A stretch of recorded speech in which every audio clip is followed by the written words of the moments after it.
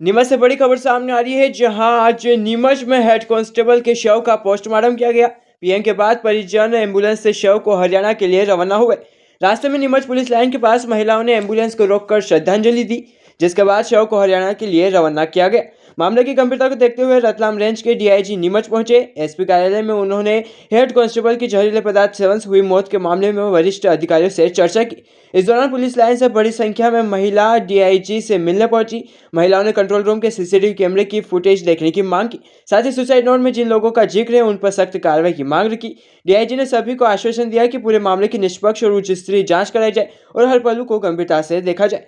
Neemuch police महकमे में घटना को लेकर शोक और आक्रोश का माहौल है। इनका सुसाइड का मामला है, क्या किस तरह का मामला है? हाँ, जिला पुलिस लाइन नीमच में प्रधान आरक्षक होशियार सिंह पदस्थ हैं। कल जिनके अनफॉर्चुनेट डेथ हो गई है, जिसमें जानकारी मिली थी मुझे कि जो है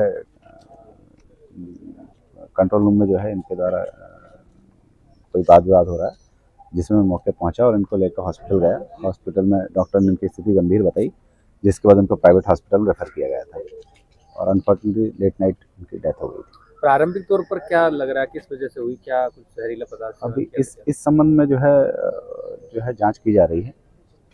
सर, एक जो सुसाइड नोट आया उसमें भ्रष्टाचार और जो प्रताड़ना के आरोप भी लगाए हैं, क्या मानते सुसाइड नोट मिला था, क्या रहा था? अभी इस संबंध में विवेचना की जा रही है।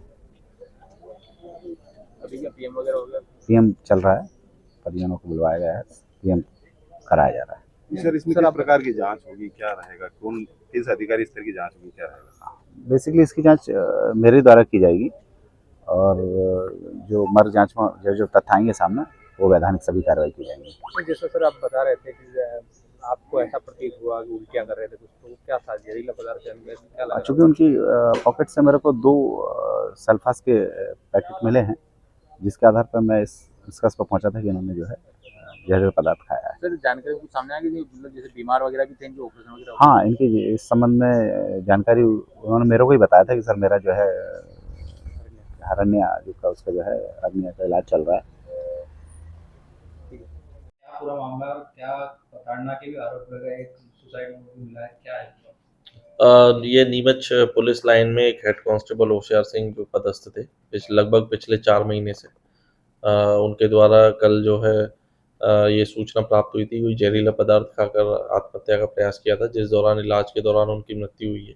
इसमें उनके द्वारा एक सुसाइड नोट भी छोड़ा गया था और इसमें अभी हम लोग जो है, चूँकि ये बहुत ही अनफॉर्चुनेट इंसिडेंट है और हम लोग की पूरी सहानुभूति उनके परिवार के साथ है और जो उसमें सुसाइड नोट है उसकी हम लोग जांच कर रहे हैं। इसके साथ ही कई चीज़ों पर भी और जो बातें आई हैं, जैसे सुबह पता चला था कि एक बार वो पुलिस लाइन भी आए हुए थे, जब उनके द्वारा ऐसा बताया जा रहा है कि शराब का सेवन किया हुआ था।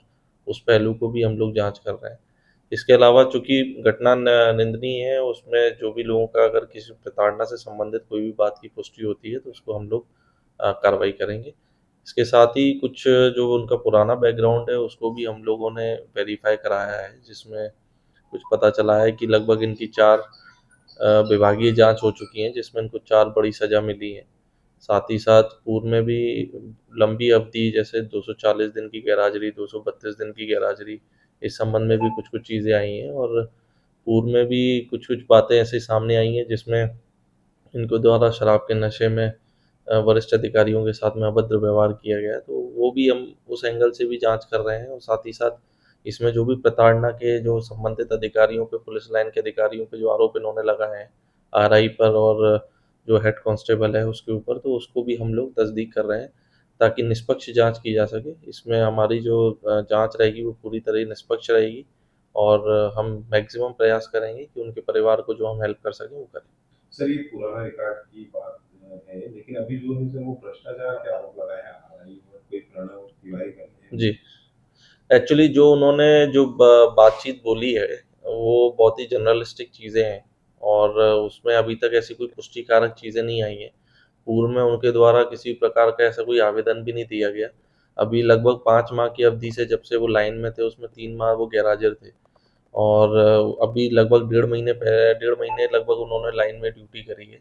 जिस दौरान जब उसकी भी हम लोगों ने पुष्टि करी है, तो ड्यूटी संबंधी भी कोई ऐसी शिकायत उनके द्वारा नहीं की गई थी, ना ही किसी वरिष्ठ अधिकारी को, लेकिन फिर भी हम लोग उस पहलू पर भी जाँच कर रहे हैं। क्योंकि जो व्यक्ति है वो भी हमारे पुलिस परिवार का व्यक्ति है, उसको भी जो क्षति जो परिवार को हुई है उसकी तो हम पूर्ति नहीं कर सकते, लेकिन प्रॉपर तरीके से हम उसकी निष्पक्ष जाँच करेंगे। परिवार का आरोप है कि सर जैसे वो बीमार भी रहते थे, 4-5 प्रकार की बीमारियां थी, तो उनको ड्यूटी का ज्यादा दबाव। एक्चुअली जो मैंने अभी तक जो रजिस्टर्स देखे हैं और मैंने जो पूछताछ करी है, तो पिछले लगभग 1.5 महीने में इनकी कोई भी ऐसी ड्यूटी इनकी नहीं लगी है, जिसमें कोई ऐसी हार्ड ड्यूटी हो या जिनमें इसमें कोई ऐसी प्रताड़ना से संबंधित कोई बात आ रही हो। बट स्टिल हम लोगों को फिर भी वो चीज़ और गहराई से देखने की आवश्यकता है, क्योंकि जो ड्यूटी रजिस्टर है उसमें तो ज़्यादातर इनकी ड्यूटीज़ हाज़िरी ड्यूटी है और संतरी ड्यूटी है। सर एक और परिवार का आरोप था कि जो डेड बॉडी थी वो हमको देखने दी गई, कोई वरिष्ठ अधिकारी मतलब पुलिस कर्मी की मौत होती तो आता है, किसी वरिष्ठ अधिकारी ने जाके हमसे ना हाल पूछा, ना हमसे मुलाकात की, ना कुछ किया, और सांत्वना दी, और जिस तरह से बॉडी को सर छुपाया जा रहा था, ले जाया जा रहा था, तो वो नहीं देखिए, इसमें तो जब से कल से ही इलाज जब से चल रहा है, परिवार वाले साथ में ही थे हॉस्पिटल में। कल पूरे दिन परिवार वाले साथ में रहे। रात को जब मॉर्चरी में बॉडी रखी गई उस समय भी परिवार वाले साथ में थे।